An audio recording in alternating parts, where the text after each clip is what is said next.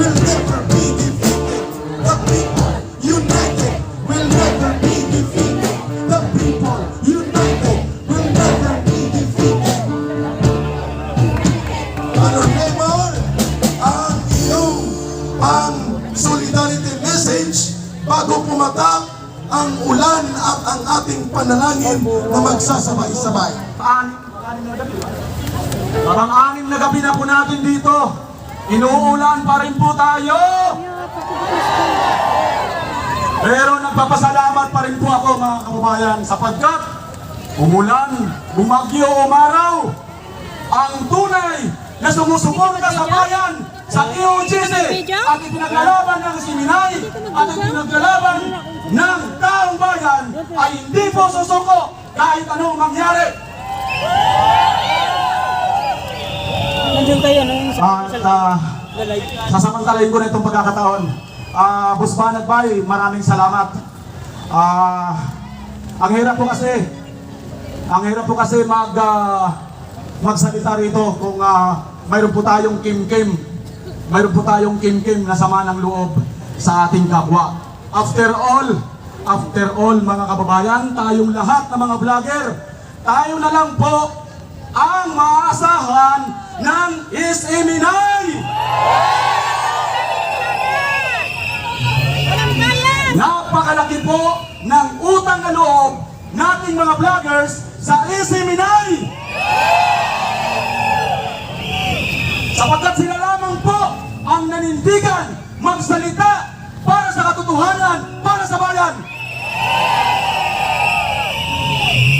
Huwag po tayong papayag, bagamat ordinaryo tayong pamamayan, ang pumunta rito, mga pamasahe lang, pero gawin pa rin po natin ang ating parte, sapagkat ako po, bagamat hindi po ako kaanib ng QGC, naniniwala po ako na mayroon pong nakatingin sa atin sa taas ang Diyos Ama.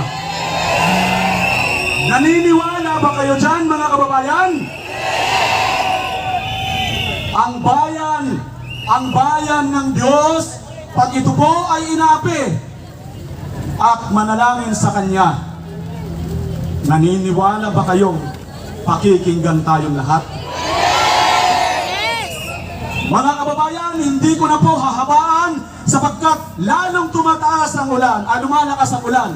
Muli, ito si Timar Channel, maninindigan para sa karapatan, para sa katotohanan, sa Isiminay, sa QGC, at sa mga kasamahan ni Pastor Kibuloy, at sa buong Pilipinas na mga inapi.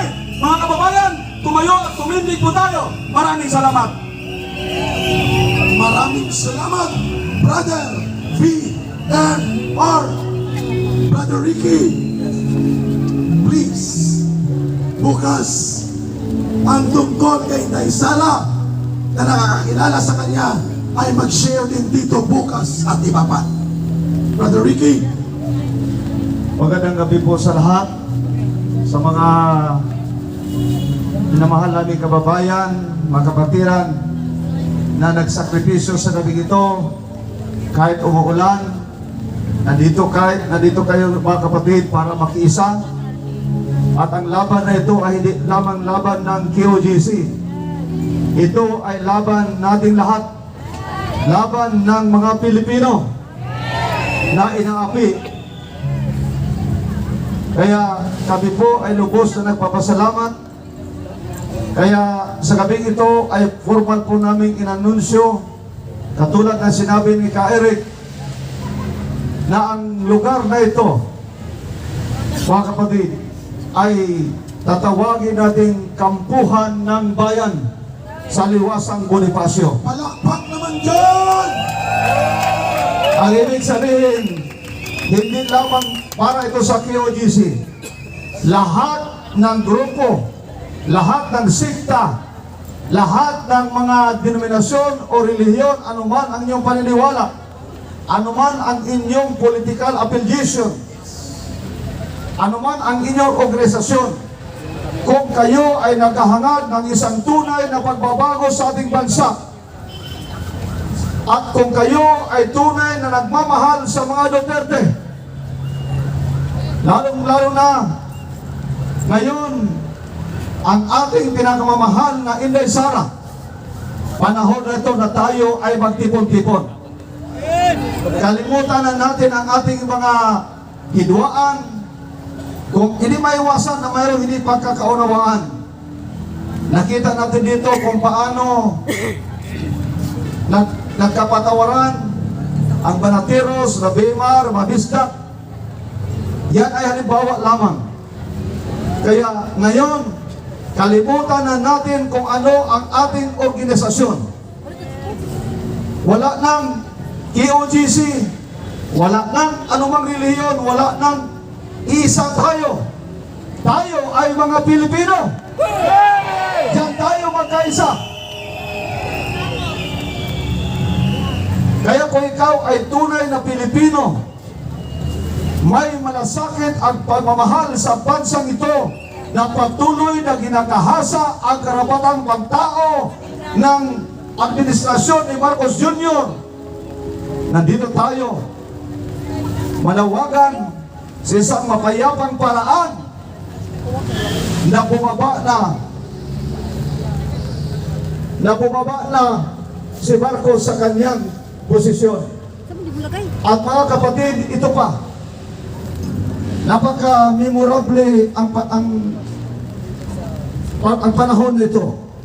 Bukas po Anniversary. ay pagdiwang ng KOGC ang ika-39 na taon na pagkatatag dito.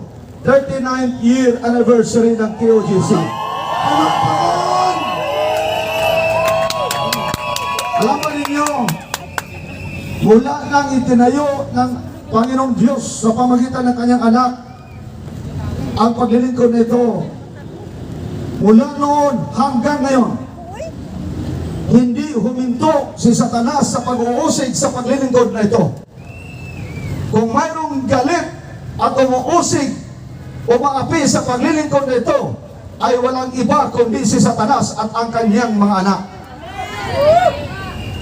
Kaya alam namin na ang laban na ito ay spiritual, na ngayon ay nagmamanifest na sa physical.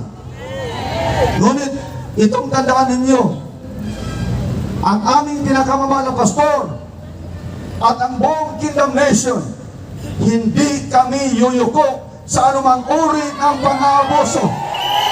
Hindi kami susuko sa anumang uri ng injustices. Nakaalay na po ang aming buhay. Ilang araw na hinahanap nila si pastor. Patuloy namin sinasabing wala si pastor dyan. At nakita na natin ngayon kung ano talaga ang kailang plano. Kaya mga kapatid, kaya na sinabi ni Brother Rick, in-explain niya kanina kung ano ang kailang game plan. Mga kababayan, panahon na para gumising tayo. Hindi lang ito para sa KOGC, kundi ito ay para sa bayang Pilipinas. Kung kayo ay magbulag-bulagan at patuloy na hindi tatayo at patuloy kayo magbingi-bingihan, maging kawawa po ang bansa natin. Kaya ulitin ko, panahon na ito na para tayo ay magkaisa. Magpatawanan tayo. Kalimutan ang anuman hindi pagkakaunawaan. Bukas, dapat sana ay nasa katedral kami sa Davao. Ngunit anong ginawa ng kapulisan natin? Kinubkob nila ang aming katedral. At hindi na kami pwedeng pumasok para malayang magpuri at magsamba sa Ama. Ano yan? Yan ay paglabag sa aming karapatan sa malayang pagsamba at pagpupuri. Ganon ang pang-aabuso na ginawa ni Marcos at nakikita ninyo ngayon. Kaya mga kapatid, sa gabing ito, tayo po ay manalangin. Sapagkat alam natin na kung wala ang kapangyarihan ng Ama, ay wala po tayong magagawa. Kaya Taas natin ang ating mga kamay at tayo'y manalangin na ang kanyang kapangyarihan ang siyang maghahari sa ating kalagitnaan. Dakila at makapangyarihan naming Ama, ang aming Panginoong Kristo na may likha ng lahat ng bagay, kami po ay lubos na nagpapasalamat sa inyo pong kabutihan, sa inyo pong pag-ibig. Maraming salamat po, Ama, sapagkat sa kabilang ng ginawang pang-api sa Kingdom of Jesus Christ, wala pong puot, walang hatred na nanahan sa aming mga puso, kundi ang pagpapatawad, pag-ibig sa aming kapwa, sapagkat yun po ang itinuro ng aming pinakamamahal na pastor. Kaya Ama, dalangin po namin na dinggin po ninyo ang aming mga kahiligan. Dalangin po namin ang katarungan. Dalangin po namin ang justisya, hindi lamang para sa QOGC, kundi para sa bansang Pilipinas at sa lahat ng mamamayang Pilipino.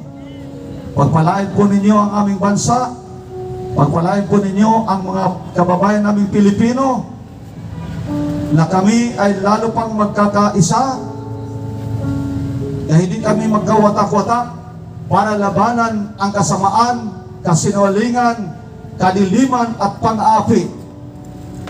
Kaya Ama, sa gabing ito, patuloy po namin iniaalay sa inyo ang aming pagtitipon na ito upang hilingin sa inyo ang inyong kapangyarihan na siyang mangunguna sa amin, sapagkat alam namin, Ama, kung wala kayo ay wala po kaming magagawa sa aming sarili. Itong lahat ay aming idinadalangin at isinasamo sa inyong dakila at magkapangyarihang pangalan, ang aming Panginoong Kristo na may likha ng lahat ng bagay. Amen and amen. Amen.